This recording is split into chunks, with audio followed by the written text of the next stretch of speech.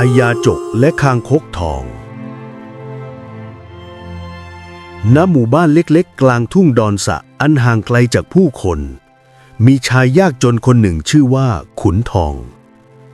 เขาอาศัยอยู่ในกระท่อมเก่าๆที่มุงด้วยหญ้าแห้ง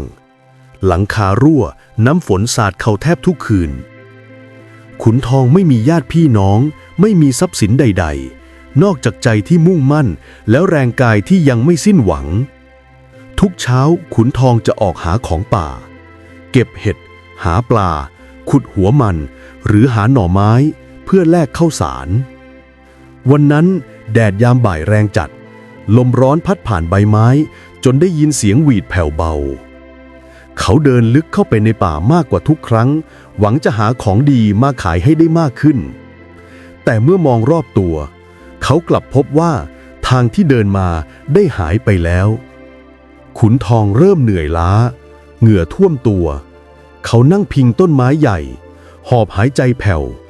ก่อนจะพึมพำกับตนเองด้วยเสียงแผ่วราวกับคนสิ้นหวังว่าเมื่อไรหนอชีวิตเราจะได้ลืมตาอ้าปากเสียทีหรือโชคชะตาจะให้ข้าตายไปอย่างนี้เสียงนั้นดังก้องไปในผืนป่าราวกับแผ่วลอยไปไกลจนถึงแดนสวรรค์เหล่าเทวดาผู้รักษาผืนป่าที่เฝ้ามองมนุษย์มาช้านานได้ยินถ้อยคำแห่งความทุกข์นั้นจึงเกิดความสงสารเช้าวันต่อมาขุนทองได้เดินมาถึงลำธารเล็กๆเขาได้พบคางคกสีทองที่บาดเจ็บนอนอยู่ริมลำธารเล็กๆนั้นขาข้างหนึ่งของมันบิดงอมีเลือดไหลซึมออกมาเล็กน้อยเมื่อขุนทองเห็นเช่นนั้นเขาก็หยุดกระทันหันเห็นคางคกตัวนั้นพยายามกระโดดหนีแต่ไม่ไหวแม้จะหิวและเหนื่อยแทบหมดแรงเขากลับค่อยๆย่อตัวลงแล้วพูดเสียงแผ่วว่าเจ้าคางคกน้อยเอ๋ยชะตาเจ้าก็เหมือนข้านี่แหละต่างคนต่างก็เจ็บต่างก็จนแต่เจ้าอย่ากลัวเลยข้าจะไม่ทำร้ายเจ้าเขาใช้ผ้าขาดที่ห่อหัวมันพันแผลให้คางคกอย่างเบามือน้ำตาเขาเอื่อลงโดยไม่รู้ตัวขณะนั้นเองลมเย็นวาบหนึ่งพัดผ่านใบไม้ไหวซ่ารอยยิ้มลึกลับผุดขึ้นบนใบหน้าของคางคกนี่เป็นจุดเริ่มต้นของการเปลี่ยนชีวิตขุนทองตลอดกาลหลังจากขุนทองช่วยพันแผลคางคกตัวนั้นแล้วเขาก็นั่งพักอยู่ใกล้ลำธารคางคกทองค่อยๆลุกขึ้นมองขุนทองด้วยดวงตาสีมรกตเปล่งประกายแปลกประหลาดเสียงของมันดังขึ้นแล้วก็ดังขึ้นอีกอย่างชัดเจนแต่คราวนี้ไม่ใช่เสียงของสัตว์แต่เป็นเหมือนเสียงใครบางคนมนุษย์ผู้มีใจเมตตาข้าคือเทวดาผู้รักษาป่าแห่งนี้ข้าได้ทดสอบหัวใจเจ้าแล้วข้ารู้แล้วว่าจิตของเจ้ายังมีความเมตตากรุณาข้าจะมอบพรให้เจ้าหนึ่งอย่างขุนทองตาค้างน้ำตาไหลออกมาพร้อมรอยยิ้มเขาไม่ได้คิดถึงทองคำหรือสมบัติมากมายแต่สิ่งที่เขาปรารถนาอย่างแท้จริงคือชีวิตที่ไม่อดอยากเขาก้มหัวลงกราบคางคกทองด้วยใจจริงแล้วก็พูดว่าข้าไม่ปรารถนาสมบัติใดๆข้าเพียงขอให้ชีวิตเล็กๆของข้านี้พอมีข้าวกินมีน้ำดื่มและมีแรงทำงานต่อไปอย่างไม่อดอยาก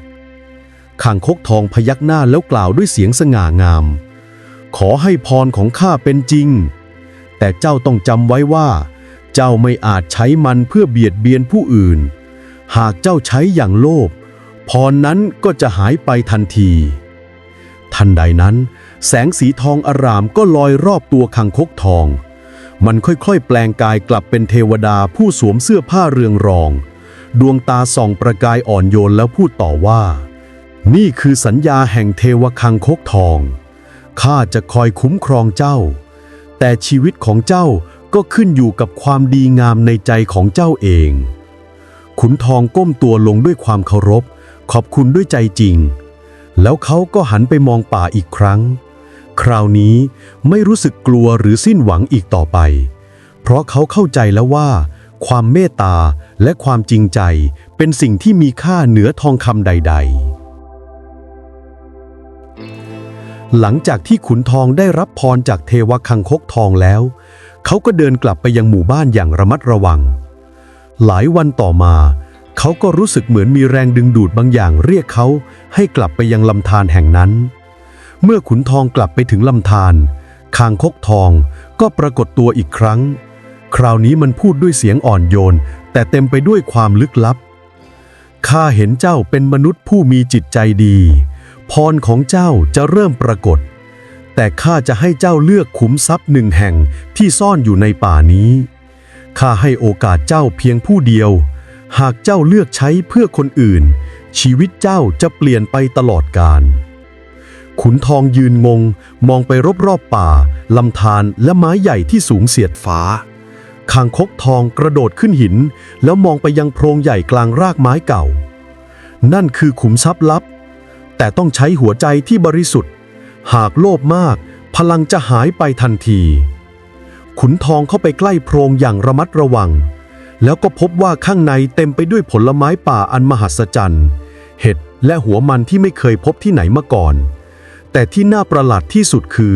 น้ำใสสะอาดไหลออกจากรากไม้เหมือนลำธารเล็กๆขุนทองตาเป็นประกายแต่เขาไม่รีบหยิบของใดๆเขานึกถึงคำสอนของคางคกทองจากนั้นเขาจึงตัดสินใจแบ่งผลไม้และหัวมันให้สัตว์ป่าที่หิวโหยแม้เขายังอดอยากแต่เขาก็รู้สึกว่าหัวใจเขาอิ่มเอมกว่าร่างกายหลายเท่าตัวทันใดนั้นแสงทองอบอุ่นล้อมรอบตัวเขาพรจากเทวะเริ่มส่งผลทำให้ขุนทองมีแรงทำงานไม่เหน็ดเหนื่อยอาหารและน้ำสะอาดปรากฏในทุกที่ที่เขาไปและชีวิตของเขาก็เริ่มเปลี่ยนไปทีละน้อยขุนทองกลับมาที่หมู่บ้านหลังจากได้รับพรจากคางคกทองสิ่งแรกที่เขาสังเกตคือความอดอยากและความยากจนยังปกคลุมหมู่บ้านเหมือนเดิมเด็กๆบางคนร้องหิวผู้สูงอายุบางคนนั่งเศร้าท่ามกลางความว่างเปล่าแต่ขุนทองไม่เสียใจเขารู้สึกมั่นใจว่าพรที่เขาได้รับสามารถช่วยได้เขาเริ่มลงมือทำตามจิตใจเมตตาของตนนำหัวมันเห็ดและผลไม้วิเศษจากขุมทรัพย์ไปแบ่งปันให้ชาวบ้านเมื่อชาวบ้านได้ลองชิมพลังวิเศษของอาหารก็เริ่มปรากฏร่างกายเหนื่อยล้าเริ่มฟื้นแรงคนที่เจ็บป่วยเริ่มรู้สึกดีขึ้นแม้จะเป็นเพียงเล็กน้อยแต่รอยยิ้มก็เริ่มกลับคืนมาในหมู่บ้านชาวบ้านมองขุนทองด้วยความประหลาดใจและความเคารพพวกเขาไม่เข้าใจว่าเหตุใดชายยาจกเช่นเขากลับมีพลังช่วยเหลือผู้คนได้ขุนทองยิ้มอย่างถ่อมตัวแล้วพูดว่าข้าเองก็เป็นคนธรรมดาแต่ชีวิตข้าสอนให้รู้ว่าใจที่เมตตาและไม่โลภสามารถเปลี่ยนโลกใบเล็กๆของเราได้แต่ไม่ใช่ทุกคนที่จะยินดีอย่างเดียวบางคนในหมู่บ้านเริ่มอิจฉาและสงสัยพลังของขุนทองเสียงกระซิบกระซาบเริ่มก่อตัวขึ้นและข่าวลือแพร่ไปไกลบางคนคิดว่าเขาอาจได้สมบัติจากป่ามาเพื่อตนเองคางคกทองปรากฏตัวอีกครั้งในฝันของขุนทองมันกล่าวด้วยน้ำเสียงเข้มข้นว่าเจ้าต้องระวังใจของผู้คนด้วยแม้ข้าให้พลังแก่เจ้าแต่ความโลภและอิจฉาอาจทำให้ทุกสิ่งล่มสลายขุนทองรู้ตัวแล้วว่าการมีพลังวิเศษไม่ได้หมายความว่าชีวิตจะง่ายเพราะทุกสิ่งต้องมีความเมตตาและปัญญานำทางเสมอ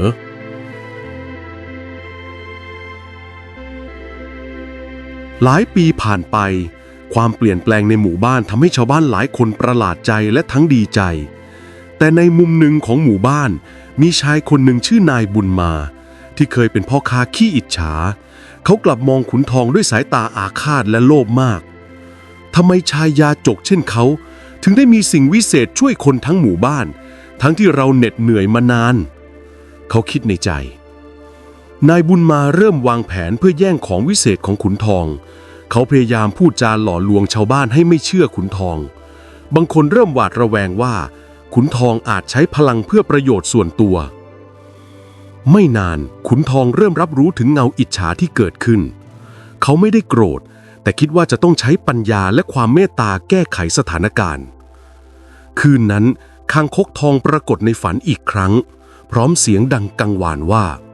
เจ้าไม่ควรใช้ความรุนแรงแต่ต้องให้แสงสว่างแห่งความดีนำทาง คนที่ใจโลภจะเห็นความจริงในเวลาเหมาะสมวันต่อมาขุนทองเชิญชาวบ้านมาชุมนุมกลางลานหมู่บ้านเขาเล่าเรื่องขุมทรัพย์ในป่าและการช่วยเหลือสัตว์ป่า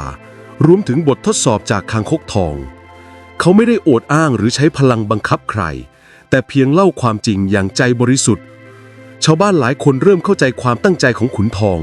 และค่อยๆกลับมารวมตัวช่วยเหลือกันนายบุญมายังอิจฉาแต่เริ่มเห็นว่าเขาไม่อาจหลอกลวงความเมตตาได้ขุนทองรู้ว่าการมีพลังวิเศษไม่ใช่เพื่ออวดหรือเอาชนะคนอื่น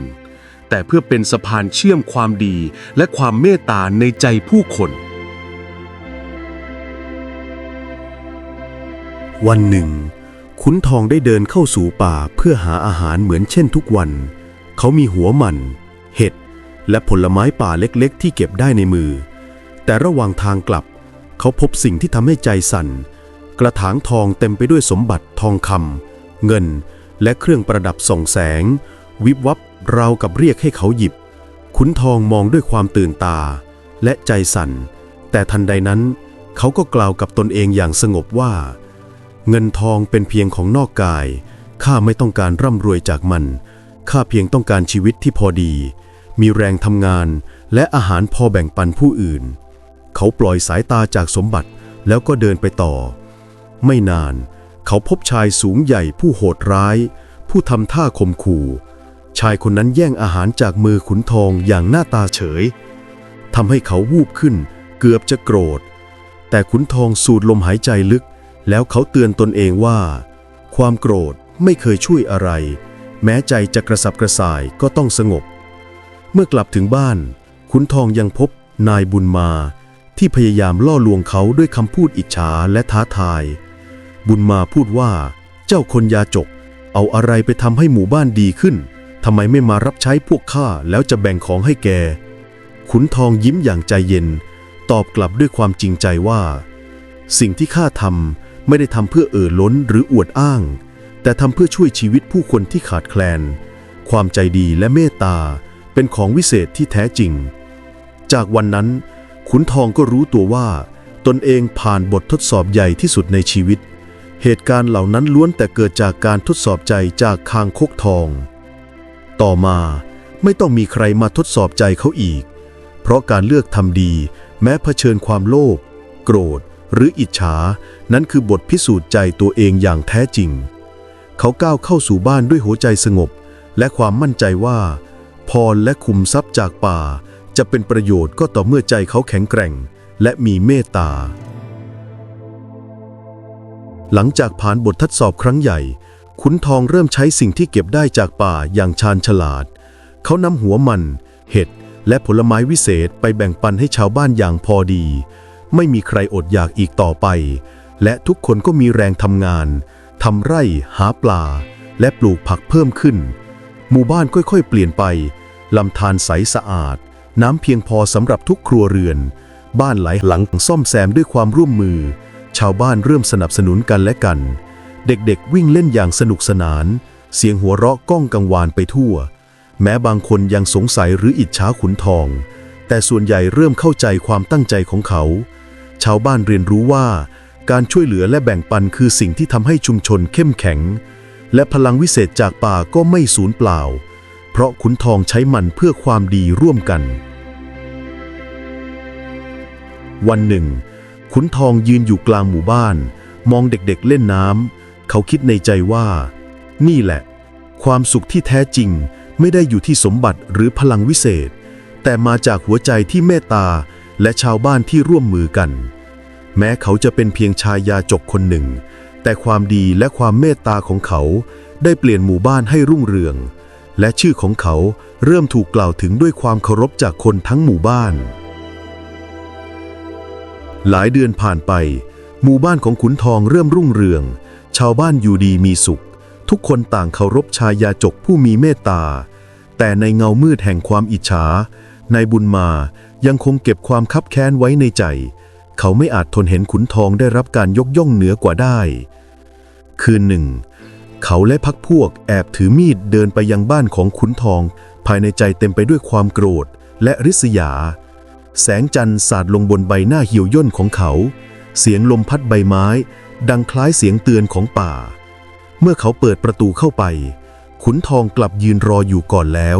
มิใช่ด้วยความหวาดกลัวแต่ด้วยรอยยิ้มอันอ่อนโยนขุนทองพูดเสียงเบาว่าบุญมาเจ้าเป็นผู้อาวุโสในบ้านนี้และข้าก็เคารพเจ้าข้ารู้ว่าเจ้าทุกข์ใจเพราะคิดว่าข้ามีมากกว่าเจ้าแต่ความสุขไม่ได้อยู่ที่สมบัติแต่อยู่ที่ใจที่สงบหากเจ้าต้องการสิ่งใดข้าพร้อมแบ่งปันเสมอหากข้าตายไปชาวบ้านก็ต้องทนทุกข์แต่คนที่จะทุกข์กว่าชาวบ้านก็คือตัวเจ้าเองคำพูดนั้นทำให้นายบุญมาสั่นเทาน้ำตาไหลโดยไม่รู้ตัวเขาทิ้งมีดลงพื้นแล้วสุดตัวคุกเข่าร้องไห้ขุนทองเข้ามาพยุงและกล่าวว่าเจ้ากับข้าต่างเป็นคนในหมู่บ้านเดียวกันความดีนั้นแบ่งได้ไม่หมดไปเช้าวันต่อมานายบุญมาออกมาช่วยงานชาวบ้านเช่นเดียวกับคนอื่นและตั้งแต่นั้นมาหมู่บ้านของขุนทองก็กลายเป็นสถานที่ที่เต็มไปด้วยความสงบจริงแท้ไม่มีใครโลภไม่มีใครเกลียดชังมีแต่หัวใจแห่งความเมตตาที่เชื่อมโยงผู้คนเข้าด้วยกัน